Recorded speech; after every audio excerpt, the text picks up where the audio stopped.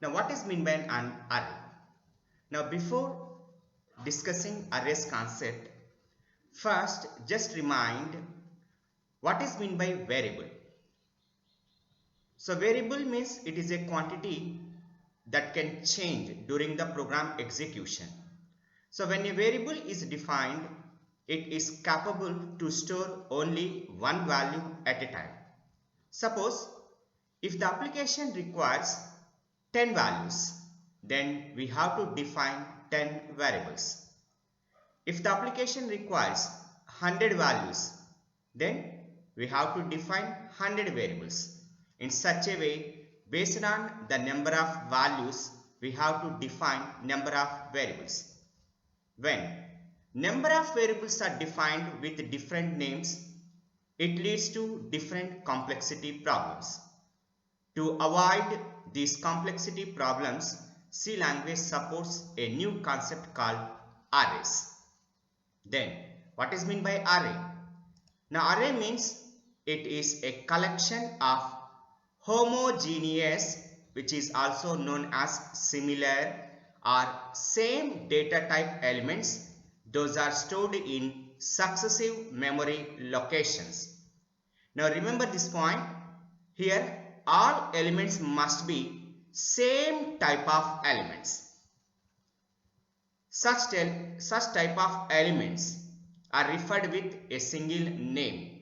Now such a representation is known as array.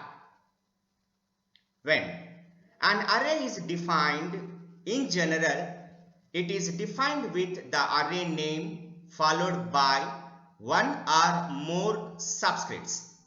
Here the subscript is referred as an integer value represented within square brackets. The subscript defines the dimensionality of the array.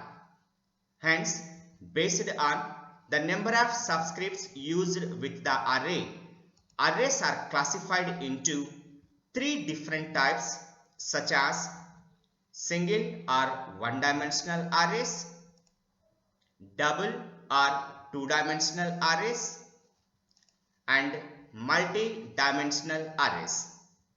Single dimensional array, double dimensional array, and multi-dimensional arrays. Okay. Now the first one, single dimensional arrays. So a single dimensional array can also be referred as one dimensional array.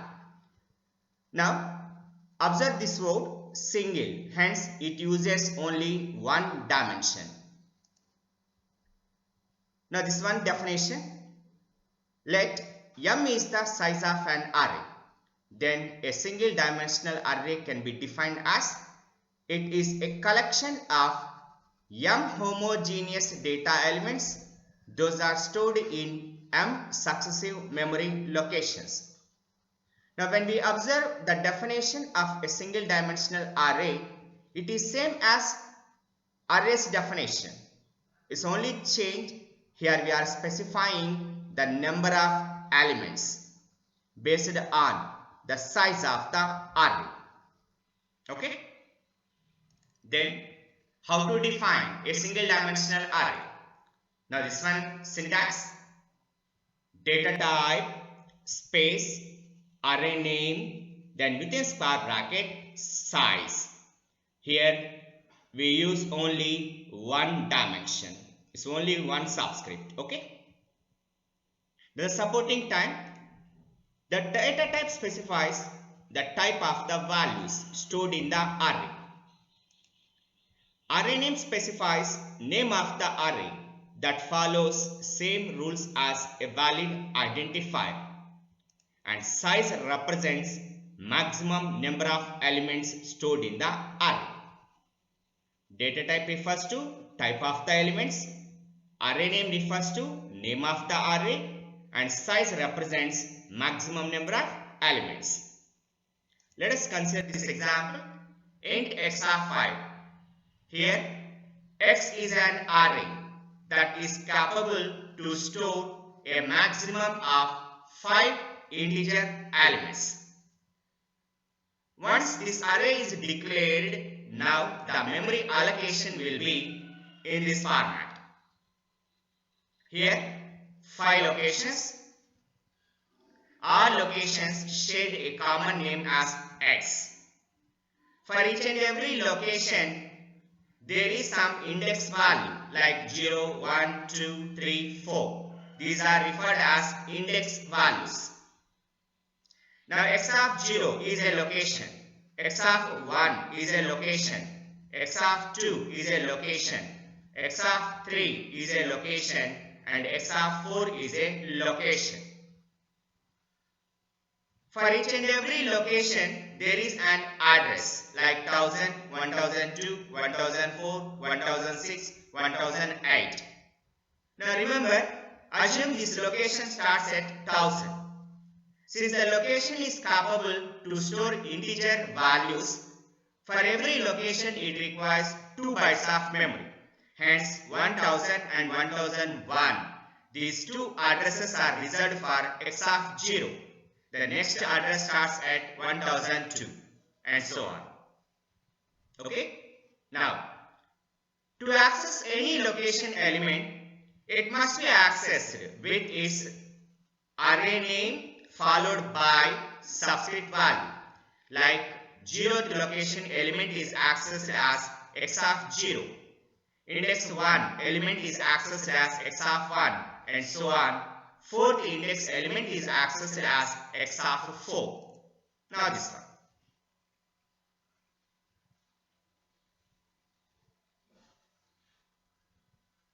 Okay. Now we go for a simple program how to read and print a single dimensional array. First one, header files. Now stdio.h and conio.h. This is main program. Here we declare some variables like n, I, x of 100. Here x is an array. Now to read a single dimensional array, the basic thing here the array size is 100, but we are implementing operations on limited number of elements. Hence first print a message as enter how many elements. Assume we are implementing on n number of elements. Suppose if the value of n is 5, now we need to access 5 elements. For this we are designing a loop control statement like for I equivalent to 0, I less than n, I plus plus. That means we are starting from 0th index and we check every time whether this index value is less than n or not. Then read the supporting element. Now enter element %d. That means enter element 1, enter element 2, enter element 3 and so on.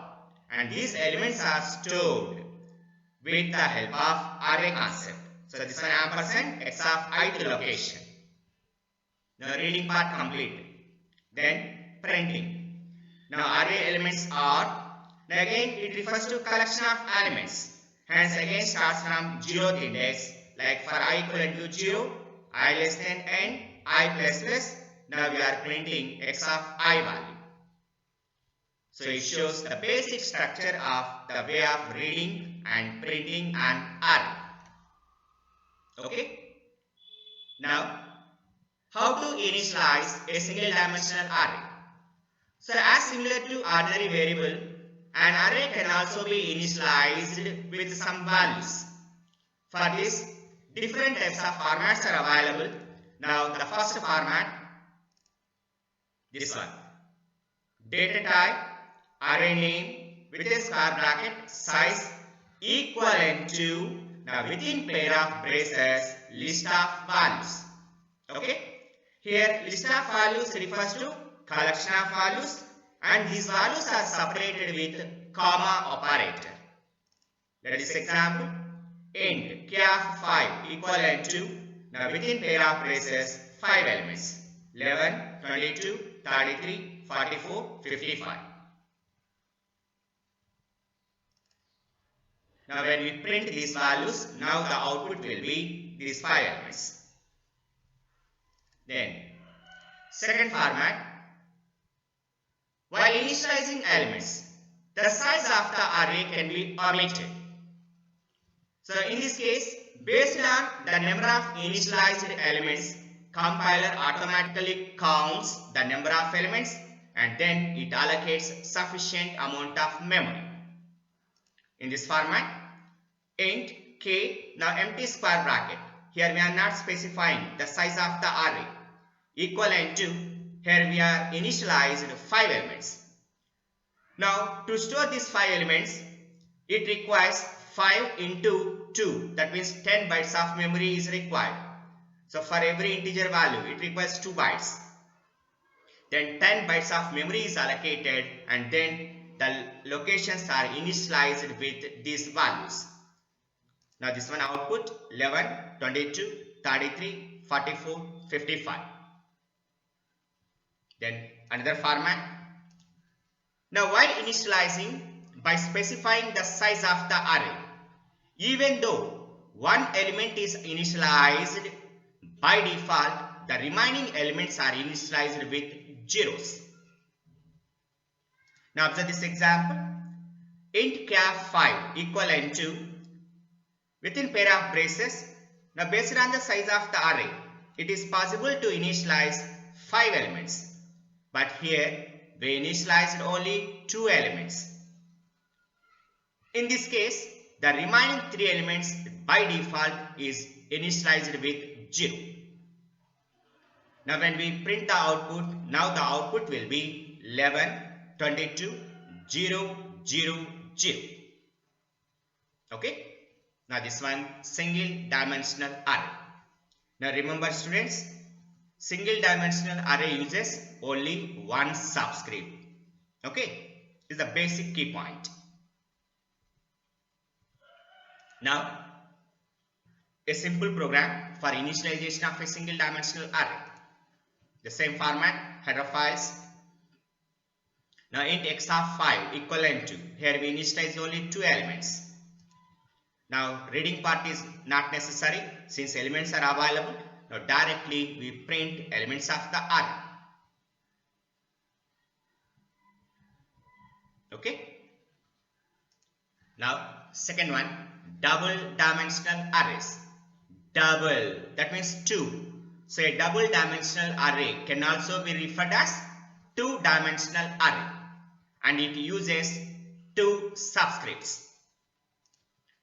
This one definition, let m is the row size and n is the column size. Then a double dimensional array can be defined as, it is a collection of m into n homogeneous data elements. Those are stored in m into n successive memory locations. Here also it is a collection of homogeneous data elements. Here we are specifying the number of elements as m into n. Okay. Now observe the syntax format. Data type, array name, then within square bracket size 1, within another square bracket size 2. Here size 1 represents number of rows and size 2 represents number of columns. Now this one, data type specifies the type of the elements, array name specifies name of the array, and size 1 specifies number of rows and size 2 specifies number of columns. So in general, when a double dimensional array is defined, the memory is allocated in terms of a table which consists number of rows and columns.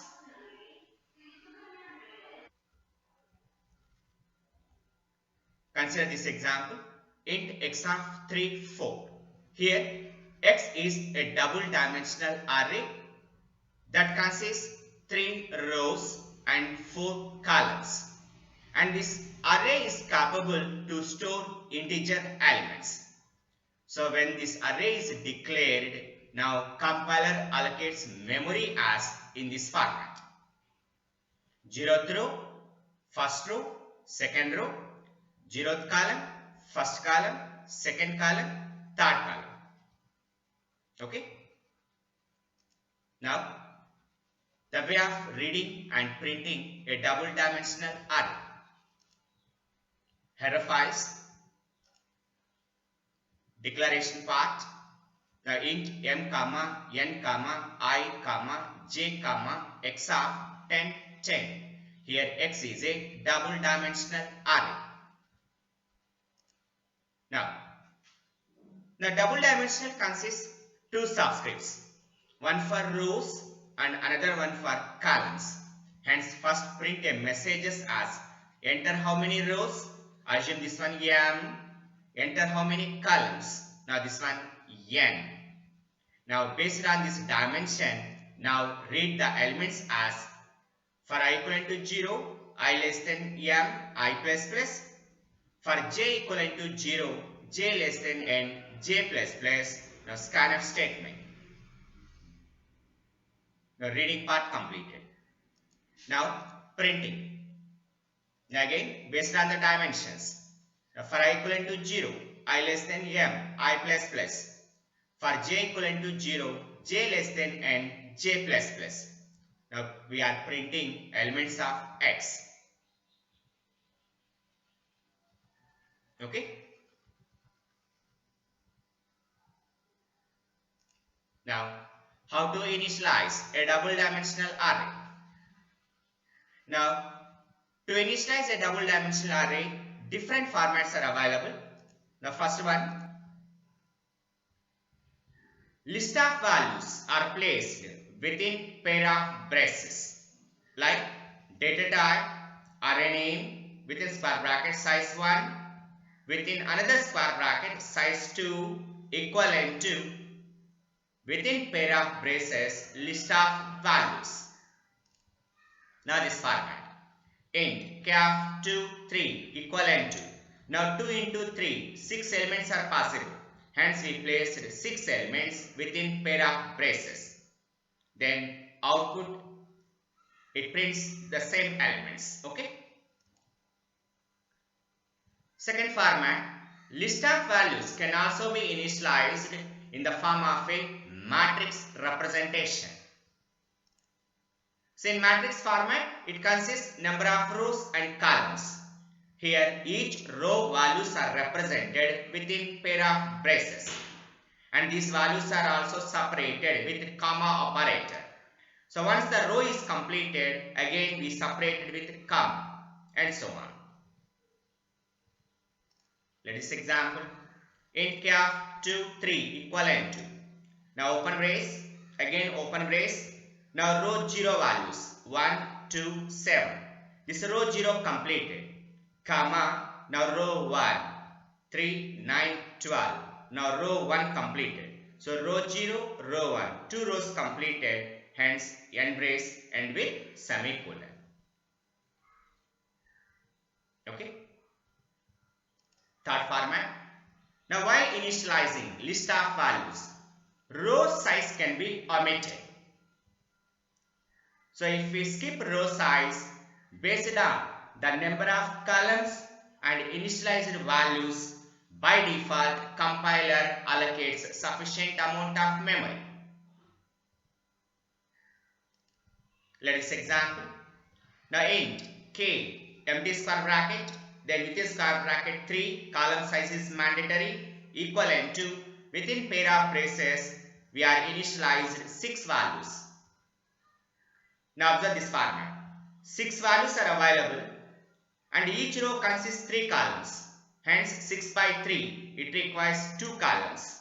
Hence these elements are arranged in 2 columns and 3 rows format. The last one, at the time of initializing, even though one element is initialized, by default the remaining elements are initialized with zeros.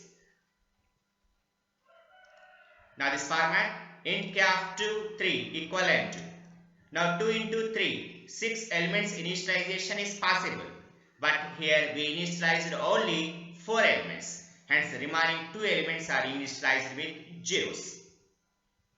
Okay, so these are the different ways of initializing a double dimensional array. Now the simple program, initialization of a double dimensional array.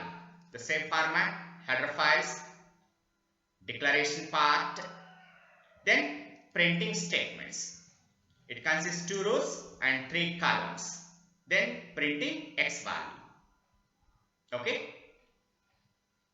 So students, I hope you understood single dimensional array and double dimensional array concepts. So in next session, we will discuss third type multi-dimensional arrays. Thank you one and all.